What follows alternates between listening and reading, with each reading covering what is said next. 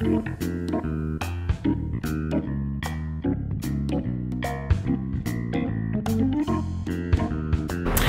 everyone, back with another vlog, and I'm joined by another one of my moms. Her name is Gbemi, and she has a son, and he's a year and a half. Hi, nice to see you. Nice to see you. Thank you so much for coming. I have to say, just big shout out to all the mothers out there. My camera's wonky, but this is, you guys know how my vlog is. I just continue pushing through it. Anyway, I just want to give a big shout out to all my moms, everyone that's been I've interviewed so far. Thank you so much, and thank you so much for coming, because they're talking about their real life experiences, and I keep saying to everyone, this is a judgment-free zone, so please don't put any comments down that you're judging anyone. I don't say these comments, it doesn't even matter. So now, what I really loved about Gbemi's story is that it's something that I feel that a lot of mothers can relate to. It's something that I'm presently going through as well, and that is, how do you balance work with motherhood? This camera is really annoying me. Oh my god. I'm sure people are going to be like, Dolapo, why did you not just cut? No, that's better. Much better.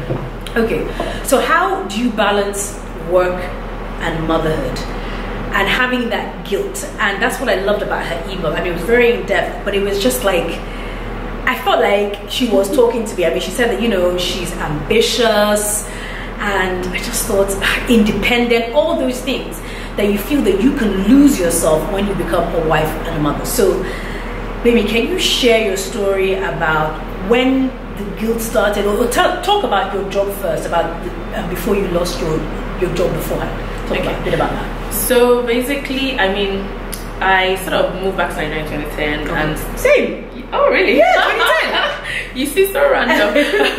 So I moved back in 2010, and I moved back for my job to work in Procter & Gamble as a finance manager, and I loved my job. I was good at my job, not to brag. I know, toot your own horn. Yeah, but I was good at it, and I loved it, and to a large extent it fulfilled me. And a lot of my friends that I made in Nigeria were from work, so I had a very strong identity with that job. So like what happens to most people, I got married, and I got pregnant really fast. So I got married, the next month I was pregnant. Wow. And I had just gotten promoted. I had just gotten a new role that meant I was traveling. Actually, when I realized I was pregnant, I was sent on a trip to Ibadan. Wow. And it was nasty. Okay. So wait, let's just talk about that now, because this happens to a lot of women. So you're happy you're pregnant, and then you have a promotion, and it's not that you're not happy, but it's like, are you worried? Very. Okay. So when I got pregnant, I told my husband, like 2 weeks after we got married, I was like, you know what, when we said we'll start immediately, I don't think I want to do that. I think let's chill for like 6 months, enjoy ourselves, all those things that we all planned. And then God was like, jokes on you. Right? So they do say he loves when we plan. Exactly. So, and then that happened. I remember having to tell my boss, and I had hyperemesis gravidarum. I don't know if you've ever. That is like a really bad morning sickness. Really morning, bad. afternoon, evening sickness. Yeah, it was really bad. I couldn't, in meetings, I had, you know what I'm about to say, I had to speak up. Sorry to gross you guys out, but and I remember having to tell my boss, Italian guy, that, oh yeah, I'm pregnant, and that's why I've not been on my A game. And it was painful for me, because anyone that knows me knows I'm a champion for women empowerment. I always want to say women can do the same things, so for me to be like, I can't do my job as well because I'm pregnant, was it like a hard big, pill exactly, was a big, but eventually, because I had to be on bed rest and stuff. So yeah, I was happy, I was excited about the pregnancy, it was a new thing, but from then on I didn't know my body anymore. And again, my company was really how to say, they were very pro women. They were understanding. I had time off and stuff, obviously, because the good thing is that when you have like emotional bank account for the company. They know that it's not like he was just skiving. It's just okay, like, exactly. Yeah. So yeah, so that happened, and that was how the job I used to love and I liked just became this hindrance to me sort of enjoying my pregnancy, because even when I was at home, I constantly felt bad that I couldn't be there for the team and stuff. Okay, so let's get to the part where you lose the job. Is it that had you had the baby yet, or what happened? Yeah, so I had the baby, and like I said, my previous company was very pro women. They actually would give like in total 6 months maternity, so 3 months paid, 3 months unpaid. So I was out for 6 months, and then when I came back, you know, I wanted to do exclusive breastfeeding. Because I'm a control freak and all these things, I wanted to be super A mom, you know, super A wife, you know, super A finance manager, everything. So I would take my breast pump to work, pump, but then it meant that like, and I had a lot of very embarrassing moments at work. Let's just put it that way. I'm just saying, if I'm doing it at home, I'm thinking, how they want to do that work? Yeah, no, they actually had a pumping room. That's what I'm saying, that they were pro women. So I would go and pump, and then have to rush back to meetings. But then sometimes you'll be in meetings for 4 hours, and you're like, I have to go and pump, you know. So then I would have to leave work at 4 p.m. to be able to meet my son's bedtime, because he would sleep by 7. And then when I was at work, my heart wasn't at work. You know, it just wasn't. And what then ended up happening was that I felt so much guilt. When I was when I was at work, I felt so guilty that I was at work. I was living with some strangers. You know, we would take him to my in-laws on the mainland, and I felt even bad about that he wasn't in his space. I had created this lovely nursery, and my son wasn't there. And you know, at work, everybody that knew me at work knew that all of a sudden everything was about. I just changed. You know, I became quiet, withdrawn. I didn't have anything like. I don't think I was depressed. Maybe, but I don't think it was like maybe like baby blues. Baby blues. And also I felt like my husband, we are like best friends, but that was the first time that I felt like he truly didn't understand the depth of what I was going through. So I really felt alone. Like I felt like isolated, but not. I was not alone. But people around you. But you feel. I know exactly what you mean. It's like at the time, nobody can relate to what you're going. Even if it's that your mother has been through it, but at that present moment, the people around you are not going through what you're going through. It's your child, it's your body. You're going through all these changes. You're at work, but your brain is at home because you're thinking, what's happening to him? Is he okay? All that kind of thing. I can completely understand relate. So yeah, eventually, I mean, 2 months or 3 months down the line, the company I worked for had to go through some restructuring, so my job was gone. So did you feel devastated when the job was? Yeah, I did. Even though, and that's the funny thing about it, in January I remember crying to God and saying, that's January of last year, that God, I don't know, something has to happen. Like I don't know what it is, but I need something to happen. I don't want to lose my job. I don't want. I want everything, but I don't know how everything is going to happen. And then 2 weeks later, one of my bosses asked me, "What do you want?" You know, and I didn't know the answer to that question. And then at some point, I was dreaming, and then I thought about, and then I saw myself running a business, having a business idea, and I was like, this thing, I'm a body girl, I don't like stress, you know. So I just said, and then I remember telling some of my friends, I was like, oh, that's a good idea, but we just left it. Next thing, I got sacked, so I lost my job. I cried in the office. I said I wasn't going to cry. I told people, oh, I don't really care, you know, but I cared, like, majorly. I mean, that's a big part, especially working there for a certain amount of time, and it's like a big part of yourself. Yeah, it was. I mean, this was the only company I'd ever worked in Nigeria. My friends, I got married there. I had my baby there. You know, I grew into who I was there. So it was a tough pill to swallow.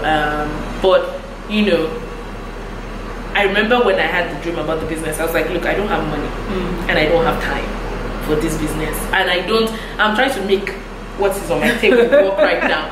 So how am I gonna do other things? And what ended up happening was that by the end of February, I had a lot of time and I had money because the company paid me off. Yeah. So that sort of assuaged my guilt. But then I started I have a baby business where I resell pre-owned things. So I started working on the business, and then I realized that, look, I'm still not there for my son 24/7, even though I'm at home. I don't know if you get what I mean. Yeah. So, but then I was like, that was the point where it's gonna sound a bit obvious to you guys, I guess, but that was when I realized that, look, you can't be there for this boy 24/7. When he goes to school, what is gonna happen? Let's not even talk about that. You know, so I basically, that was when I started realizing that, you know, this guilt that I'm carrying like a backsack and just, you know, affecting my relationship with my husband, and you know, because I feel guilty, I was changing nannies like anyhow. Do you know I'm on my 16th nanny? But that's a story for another day. Yeah. In how long? Sorry. 16. Yeah. I'm on number 3, but okay. 16. Wait. Let's move. I have friends that are worse than I am, so I know someone. And I'm not mean. I'm actually serious. I'm not mean. I'm really nice. But again, so because, you know, when you're not there, you want someone to I would, again, control freak. I have what I've written down. I want you to follow it. I don't want you to do anything. Experiment with my son. Experiment with my child. Exactly. So you know, I just basically realized that, look, you know, you have all these good qualities for you that are working for you. You're hardworking.